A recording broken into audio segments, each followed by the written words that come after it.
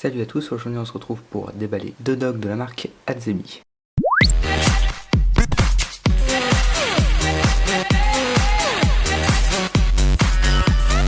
Si vous avez opté pour l'un des derniers MacBook Pro, vous avez certainement dû rencontrer cette problématique. Apple a opté pour du tout USB-C Thunderbolt 3 sur ses dernières machines et vous n'avez donc plus accès aux ports USB type A qui sont encore présents sur probablement bon nombre des périphériques que vous utilisez. Aujourd'hui on se propose de découvrir deux hubs de la marque Azemi, dont l'un a la particularité d'être particulièrement transportable. On va commencer par le petit modèle, donc qui est lui disponible autour d'un peu plus d'une dizaine d'euros sur Amazon.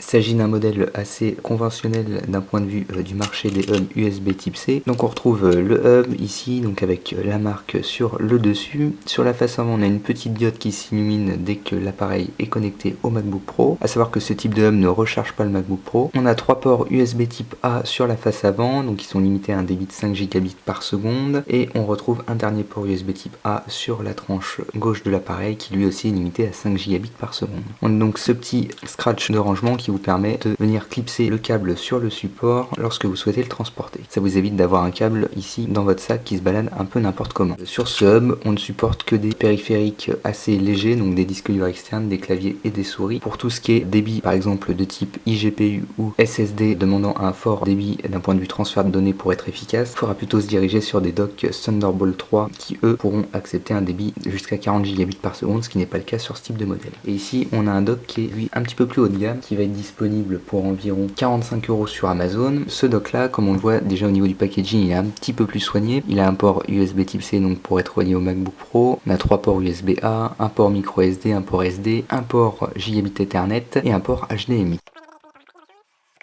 Ici, une fois qu'on ouvre le produit, on a donc une petite notice d'utilisation et enfin juste en dessous on retrouve le dock USB type C qui lui est en aluminium, qui pèse un petit peu plus lourd que le modèle que je vous ai présenté juste avant. Et surtout, caractéristique de celui-ci, on se demanderait où est passé le câble pour pouvoir le relier au MacBook Pro. Et bien il est rangé en fait juste ici, donc c'est assez pratique pour transporter le hub. Vous avez juste à venir déclipser le câble du support et donc ici vous avez le port USB type C qui va vous servir par exemple à venir recharger le MacBook Pro. Alors à savoir qu'il va recharger en niveau de la puissance à 60 watts maximum, donc pour les MacBook Pro 15 pouces par exemple, si vous faites du montage en 4K ou 5K, il se peut que la charge ne soit pas suffisante et que le hub n'arrive pas à alimenter pleinement le MacBook Pro, ce qui a pour conséquence que la batterie continue à se décharger un petit peu pendant que celui-ci est connecté au hub. Ici, petite particularité comme je vous le présentais précédemment, c'est que le câble peut être rangé directement dans le hub, un petit peu à l'image du précédent, que celui-ci est intégré directement dans la pièce d'aluminium. Ici sur la face avant, on a trois ports USB A limités à un débit de 5 Gbps par seconde. Sur la tranche gauche de l'appareil, on trouve un port Ethernet Gigabit